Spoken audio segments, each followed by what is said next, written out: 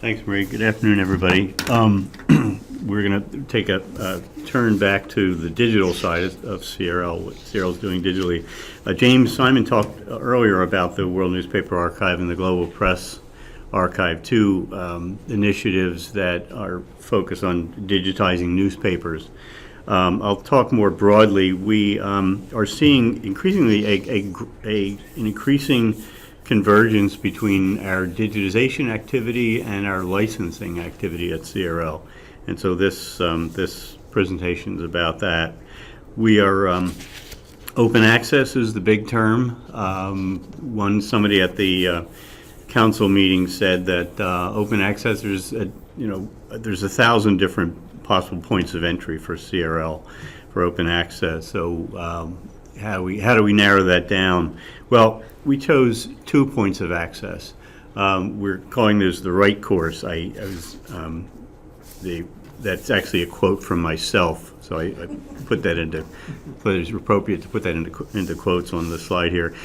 Two approaches. One, the working together to co-invest in digitizing the long tail materials that are legacy collections, that are print materials that have been collected in U.S. libraries and Canadian libraries and at CRL. This is an enormous fund of important documentation and evidence, and no matter how active the vendors are, they won't succeed in digitizing it all. So the second is collective dealings with digital publishers and other data providers. The direct approach to organizations and entities out there that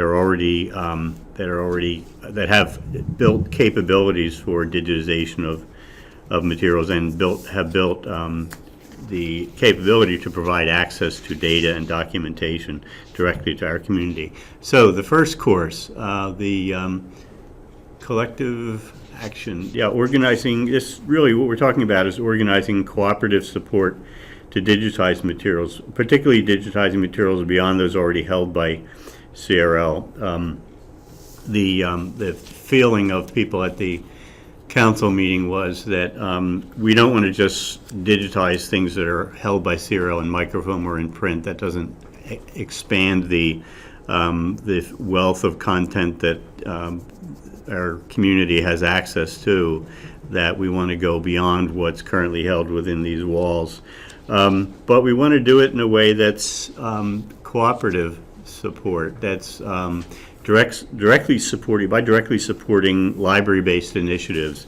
Really, instead of funding vendors, can we develop digital resources responsive to scholarly needs by ourselves through action, through cooperative efforts. We're already doing a certain amount of that.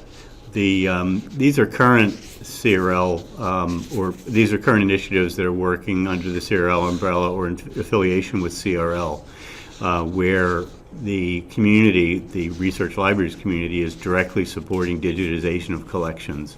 The Latin American Research Resources Project has funded a fair amount of digitization of political pamphlets that are being hosted now by Princeton University libraries. The area materials projects are used to be called the area microform projects, but now they've embraced digital technology to provide access to important and endangered archives, government documents, and newspapers and political ephemera, that kind of thing. CRL provides them a small amount of seed funding every year, and pretty much everything that they digitize is hosted in an open access way. If we had more money, we would put more money into those projects. I think a number of them are doing very, very important things. There are 6 area materials projects that are under the CRL umbrella. Some of them are more active than others, but the ones that are very active are doing really impressive things. More recently, the South Asia Open Archives was an initiative begun by a number of universities a number of libraries that are active in the South Asia Materials Project. And that initiative has raised really half $500,000 or commitments of $500,000 to fund the digitization of important public domain materials for the study of South Asia, primary source materials of South Asia. That operation is just settled on the platform that they're going to be using to deliver the materials that they're digitizing.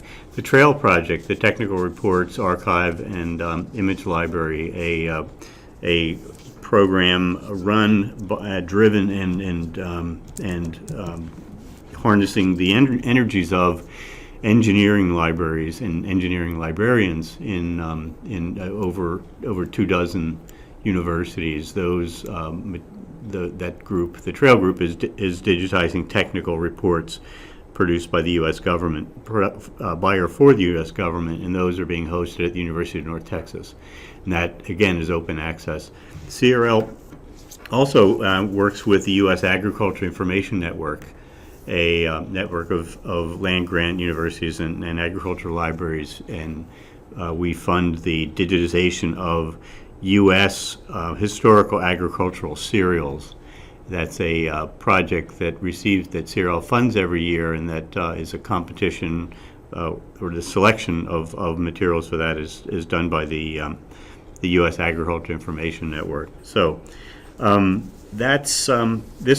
want to broaden this, the activity. We think that this kind of activity driven by special interest communities of librarians that are particularly interested in particular parts of the world and particular subjects like engineering and agriculture. We think that this is the model. This has legs.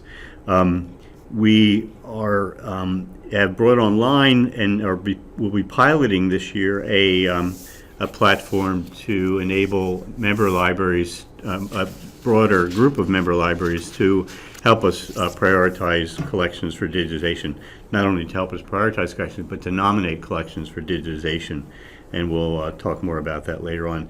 What we think, though, is since there's not a lot of extra money around, that we would like to draw, and we're making great efforts to draw the European and UK libraries into this. We think that these are, particularly area studies resources being digitized, are valuable not just to US and Canadian scholars, but to scholars on the continent and in the UK. And we would hope to be able to enlist the European and UK libraries in helping us fund more digitization of this. But at this point, these projects are all relatively small scale, and so doing very extremely useful things. The second, can we go back one slide? Yeah, great. The second right way, or the right course, is the dealing collectively with digital publishers and data providers. There are a number of organizations out there, some of them for-profit, some of them non-profit, that have built big capabilities for aggregating and digitizing and hosting on the web digital content that's important for primary source digital content, important for research. These organizations have done that. Some of the organizations have done that to scale, developing very specialized tools and methodologies to provide functional, highly functional access to materials. One of the nonprofit organizations is the Population Microdata Center at the University of Minnesota, IPMS. IPMS International hosts and or gathers and hosts an enormous amount of census and population-related information from all over the world. We're exploring how we might work to them, in particular, to help to support the digitization of print-based population census materials from Latin America, particularly from the 20th century. And IPMS has a certain amount of capability to turn that data into structured data and host it openly on the web. The first thing that has to be done, though, is for the paper to be digitized, and so we're costing out that at this point. James mentioned the Global Press Archive, the initiative with the EastU Information Service. That's another example of that, but with a for-profit a organization. This is activity that obviously has a cost to it, but it's I think if we are engaged, if we are involved from the beginning, that cost is going to be a lot lower than it would be if we're dealing with vendors, aggregating and digitizing and hosting that material and essentially productizing that activity. We've had good experience working with other organizations in the past on the for-profit side. James talked about the World Newspaper Archive program with Redex and Newsbank. Another program that we've done with another partnership we have with a nonprofit is with the Law Library Microfilm Consortium, or LLMC, through which CRL and LLMC, a consortium of over 200 law libraries, have co-invested in digitization of historical legal materials. And those, all the legal materials that are digitized using CRL funds are then hosted in open access on the CRL server. So that's worked well. We hope to expand those partnerships. This is something that is a little like the way EBO was. I mean, EBO was really in developing these programs, the World Newspaper Archive and the LMC program. We had EBO in mind, and that was a good first chapter in the library public-private partnerships. So it's costly, but it's better than having the vendors do it themselves and then us having to deal with, in some cases, substandard products and extremely high costs.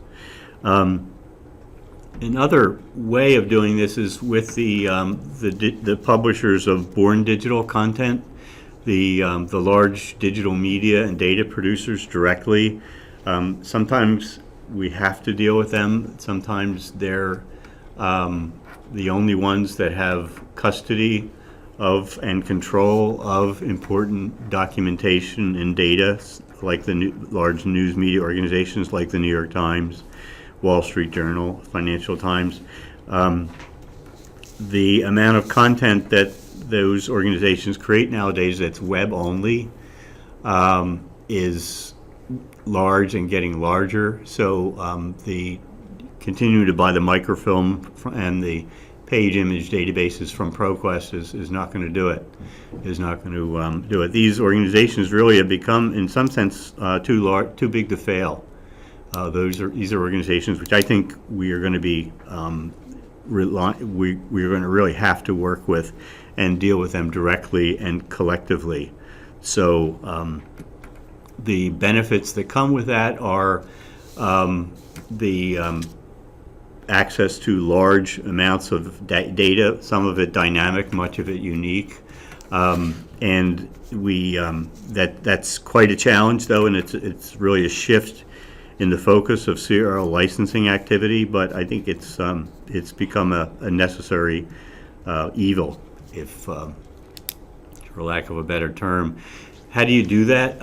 We are doing it through licensing. I think we want to use the mechanisms of our licensing, or of our market presence, the presence of the over 200 CRL libraries, combined with also the presence of perhaps the Neural Libraries, which is the Northeast Research Library Consortium, a program that's based at CRL. Between Neural and CRL, we have over 300 libraries that spend a large amount of money in the digital market, and I think that affords us a fair amount of influence. We piloted this with the New York Times. We negotiated with the New York Times some years ago an academic site license for access to the New York Times online, NewYorkTimes.com. The purpose of that was not just to get the best price on New York Times online for libraries, but it was really to have some influence on how the New York Times preserves their content for the long term, and even the kinds of functionality that they provide with that content for the long term. Currently, about $2 million a year goes through CRL to the New York Times for that site license, and so that's we think that's the beginnings of our gaining some influence with New York Times on how they manage their content for the long term. We also have relationships with the Wall Street Journal, a site license which isn't quite as interesting or as useful as the one with the New York Times and with Financial Times. Our thinking is that what we really have to be with, not just CRL, but libraries as a community have to be dealing with these large media organizations directly and have to be engaging them directly. We have a stake in the survival of long-term survival of in-depth journalism and fact-based reporting. A lot of these organizations are under stress, and so those capabilities will disappear if the more resources are not made available to them. The web has taken away a lot of their revenue base, and that base, a certain percentage of that base has to be restored if they're going to be able to continue to do what they do.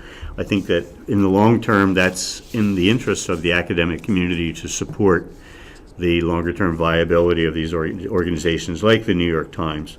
The other benefit to it is that with a direct relationship with these organizations, we may be able to satisfy the growing demand from humanities and social science researchers for access to the raw data and files behind the licensed and open web content.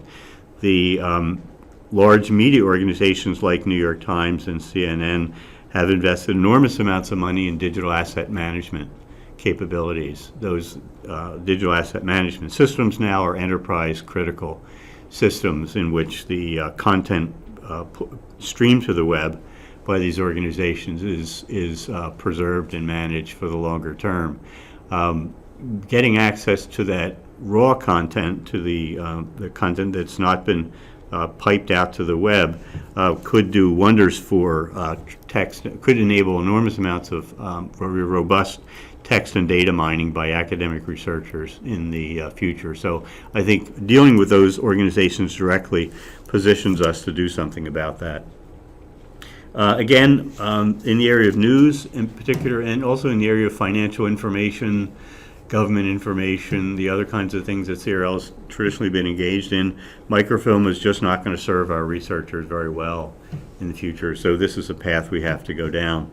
So the other part is the access to social media content and metadata. I was just at a digital humanities conference this year where scholar after scholar in the social sciences talked about research they were doing with social media data, social media content and metadata. And that scholarship, it struck me, was all completely contingent on the availability of commercial services and commercial analytics. That's something that these Twitter analytics services and Google Analytics and the other large cloud-based analytics services out there are going to be an important piece of research, or an important piece of the research puzzle for in the coming years. And collectively dealing with the providers of those services and those tools is something that I think libraries have to get involved in. So that's where we're going, or that's where I think we need to go. The one final thing, also aside from the commercial aggregators of data out there, there's an increasing number of non-governmental organizations and other non-library and non-commercial aggregators of documentation and data, like the National Security Archive, International Consortium of Investigative Journalists, and the Article 19 Group, which is based in London, but is a worldwide network. These are organizations whose job it is really to create a certain amount of government transparency and a certain amount of human rights, the documentation of human rights violations and government corruption. But in the process, they amass and host on the web enormous amounts of primary source documentation. The National Security Archive is a large archive of FOIA requests generated government records, U.S. government records, and records from other governments. The International Consortium of Investigative Journalists has millions and millions of pages of the Panama Papers and the Paradise Papers online in a highly functional database that also includes tools for analyzing those documents. Article 19 is an organization that protects journalists, is supporting the collecting and digitization of large bodies of evidence, mostly reports and government documents, government-created documentation on violence against journalism in different parts of the world, like Mexico and Tunisia and Guatemala. These are organizations that are serving as de facto repositories on the web.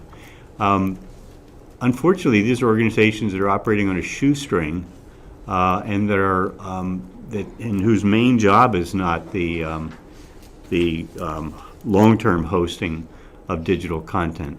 At the same time, these organizations, the digital content they host is very important for academic research, both now and in the future, maybe even more so in the future.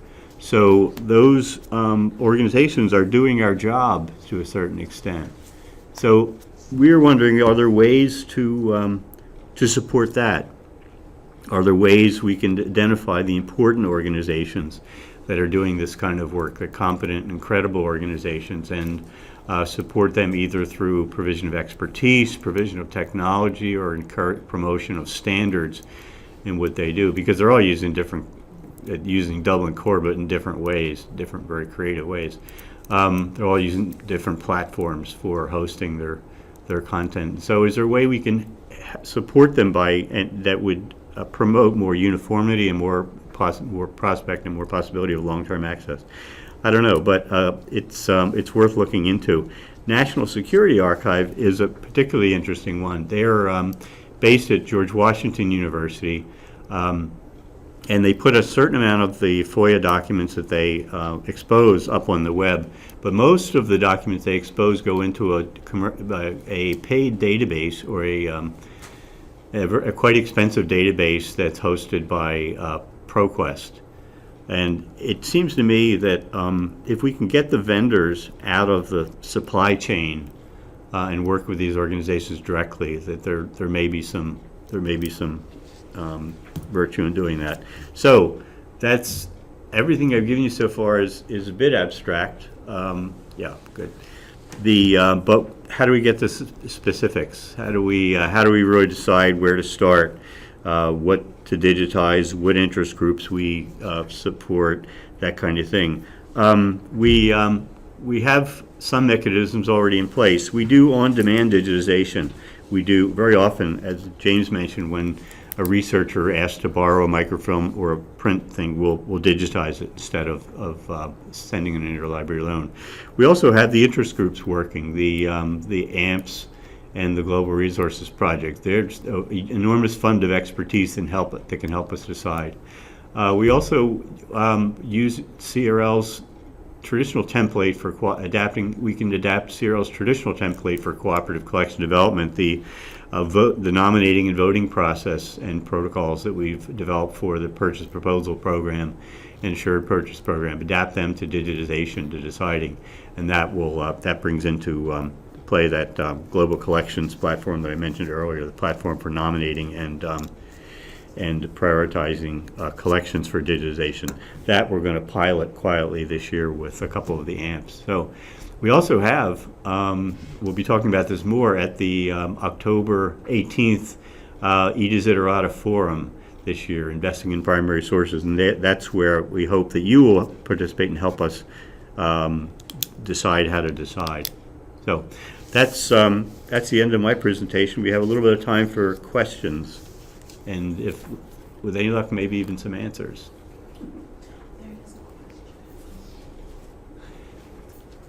There's a question about Project Series. How about CRL providing a searchable platform more robust than DDS for open access material?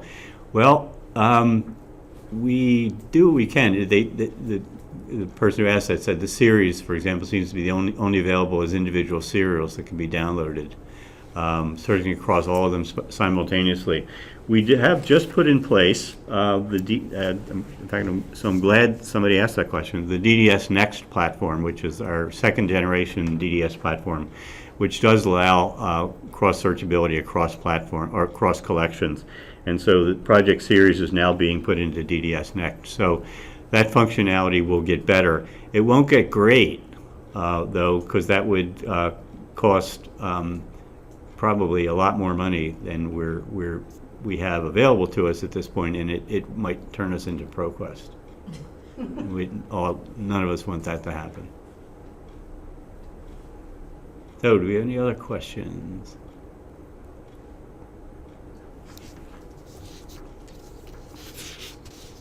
Okay, we kind of, since I'll ask this question of myself. What other projects do you have the CRL have in the works? We are currently working with a faculty member at Northwestern University. This is along the lines of getting materials up on the web instead of getting them available through a vendor platform. What will also go into DDS Next this fall is a collection of Mexican intelligence service documents that were collected by a faculty member at Northwestern University and by his colleagues in the Latin American history world. This is a collection of documents that had been available at the National Archives in Mexico, but then subsequently was suppressed at the instance of the Mexican Intelligence Service. These are documents that provide evidence on and a great deal of detail about state-sponsored violence against and surveillance of activists and political figures in Mexico during the 1960s, 70s, and 80s. So that's a project that will come on to CRL servers in the fall through a cooperation with Paul Gillingham, a Latin Americanist at Northwestern University. I think there's more potential for this kind of thing. There's no reason why important, critical, sensitive documentation has to come to us and to our constituents through a vendor like ProQuest or Adam Matthew or Gale. So, also another question is what is the matter of dealing with rights to microform that we're digitizing? That's actually a very timely question. We were until recently in discussions with the British Library about digitizing a microfilm of foreign press reports from India, 19th century and early 20th century foreign press reports that were in the British Library, but were digitized under a CRL sponsored project back in the 1990s. We're microfilms under a CRL sponsored project back in the 1990s. Even though CRL paid for the microfilming, British Library wanted to reserve the copyrights to those materials, and we just recently informed them that we're not going to respect the rights, any third-party rights on public domain documentation, particularly public domain documentation that was reformatted at public expense. And so that we're going ahead and digitizing those materials, and those will be put up in open access. So open access can be complicated. Even what you think is open access may not be open access, but that's the way it goes.